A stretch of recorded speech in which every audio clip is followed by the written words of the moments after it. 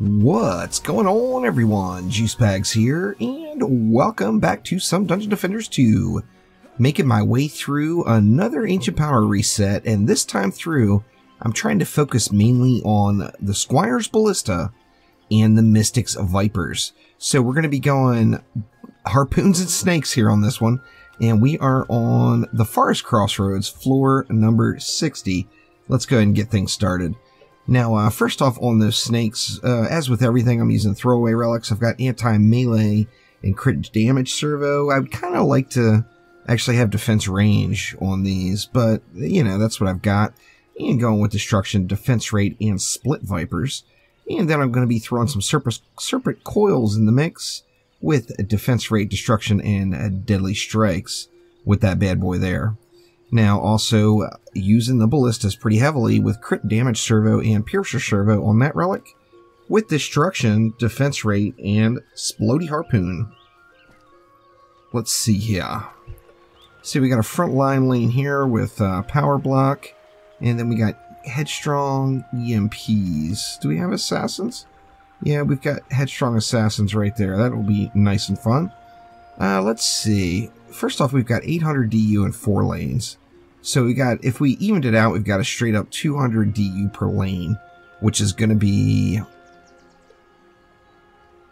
170 would be 2 ballistas and each type of snake. What do we got here? We got armored over here. Let's just see what we can do here. Let's just wing it. All right, so let's go 2 ballistas.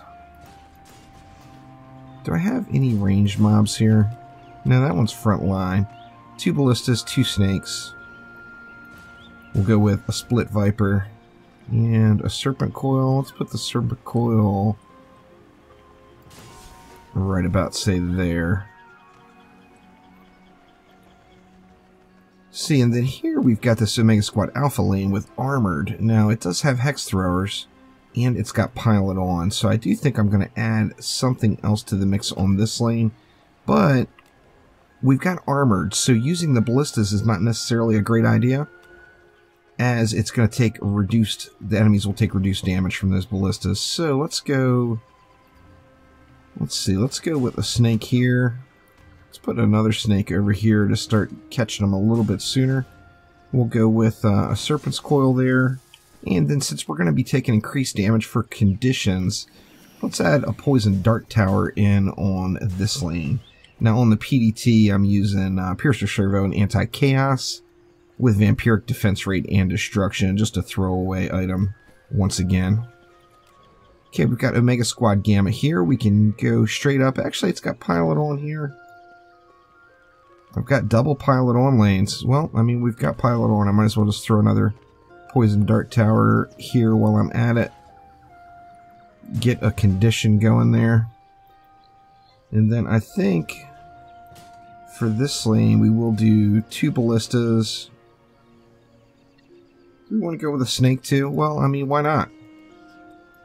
Let's get a snake going right here as well. Let's put it right up top. And I'm going to turn this one so that it's not hitting that far lane over there. And then we've got Mob Gallery with Armored. Now, this lane, of course, is going to change. We've got Armored again, so making the Ballistas not as effective. So why don't we go... How many mobs? 124 mobs. Let's go 2 snakes. Let's go with a Serpent's Coil up front. You know what? Let's do a Ballista anyway, huh? In fact, let's throw Ballistas everywhere. Ballistas for everyone. I can get one more in somewhere. Let's see. Let's do it right. Let's do it right here. All right. A bit of a mess with those ballistas, but whatever. They'll help out on the flyers anyway. They will do some reduced damage to the ground lane mobs, though. Let's see how it goes.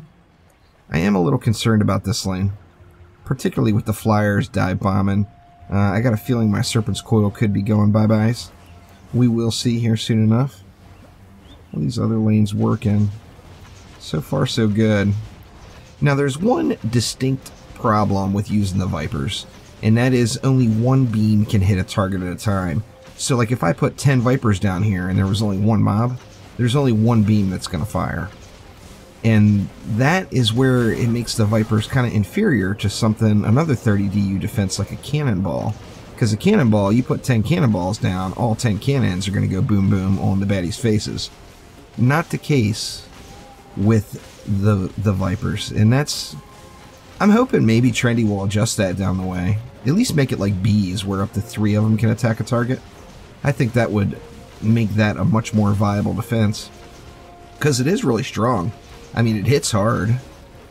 You could go without split Vipers and set up a really, really nice anti-mini-boss type defense with like anti-melee, anti-mini-boss, and anti-chaos to use on those lanes where you don't want physical damage if it's an Omega Wave. And that would work extremely well on those, because then it doesn't really matter if only one beam is hitting it, because it's the one beam is just going to channel in. So if you put 3 of them in a lane, it could handle 3 of the mini-bosses separately. Now, where do I want to go when these assassins pop? I'm thinking right down here, as there's just a bunch of stuff here to shoot them. Bunch of stuff to shoot them. See, these flyers I'm not as concerned about as much as these flyers. Let's see. Nope, they actually got wrecked. I like it. A little ascension goes a long way, that's for sure. Alright, very, very nice. Now let's see what we want to do. I do think that this back lane needs the most upgrades. It's a short path to the core. So let's throw some ups in there. Let's make sure everything on the map is tier 2 at least.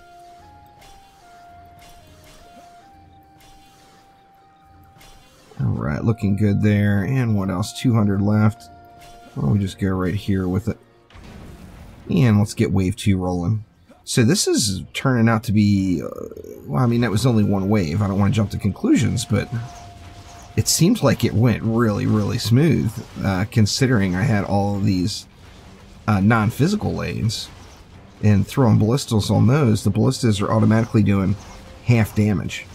I mean, literally half damage. If you see my ballista's attack damage, 2.36 million, it actually was doing less than half. Oh, maybe it's because it was a shieldy too. Oh, it was. Okay, so it was getting that piercer servo, but it was a shieldy.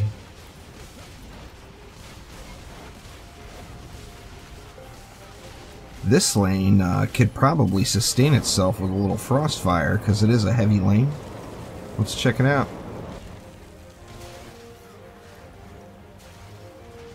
No, they couldn't keep the kills going. Oof, and a Geode pushing in close. Looking good though, this is running relatively smooth. So I tell you what, after this wave, I will go ahead and jump on to wave 5, and we will close out the map on wave 5. And here we go with wave number 5. Now, I did get, not really pushed, but I had a close call with a Nash mini-boss. And I was able to catch her right about here, but she almost made it, and I just wasn't paying attention. That, you know, it happens. So we got Quibbly coming this time, and we've got a Skelly boss coming this time. All I did so far really is just kind of spam upgrades around. I didn't do anything in any more particular order other than just throwing random upgrades on random things. Whatever I was near at the time, I went on and upgraded it. Let's see how wave 5 holds out here. It should be pretty good. I did get a nice little chain reaction last wave with the Frostfire. Let me try it again here.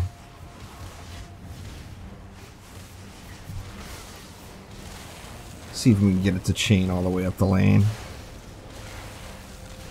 Not enough explosions. It's like the mobs aren't dying, is the problem.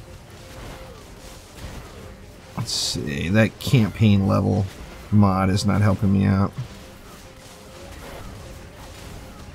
It's unfortunate, wasn't able to get it chaining up. Let's try it again.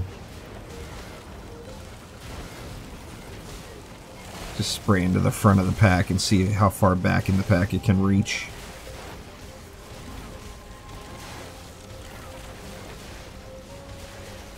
Huh, I'm not having very much luck getting the chain up now.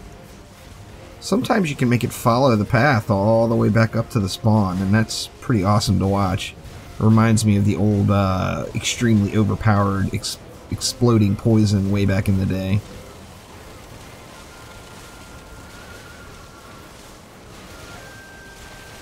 There's not enough grave infections procking in there is what it is. If the grave infections were procced up in there too, then there'd be lots of kills. And there'd be lots of booms going off. There we go. Yeah, you see, as soon as those grave infections are there, that's when it really starts chaining. As you've got just so much stopping power right in that area that it keeps getting the kills and keeps chaining the explosions. Just good stuff. Oh, we got lava guardians out the wazoo here. One more? I know. That one's dead already. Let's see if we can get it going on that lane.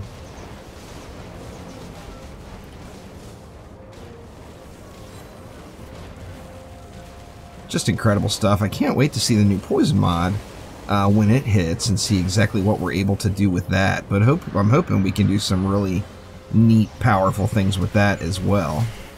Come on, headstrong assassins, just die already.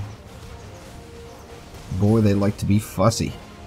Fussy girls, no doubt about it. And Quibs will get the table flip. And then the Plaguing Hawk. More than enough time to burn it down. It's a slow walker. And there we go. We got a prestigious energy sword for completing floor 60 the first time of this AP reset. Let's check for that Chaos 8 amp as usual. However, this will do it for now. Thank you all so much for watching. Make sure to click that like button. Please subscribe to the channel. I will be back soon with more Dungeon Defenders 2. You can count on that. Thanks again. I'll see you soon.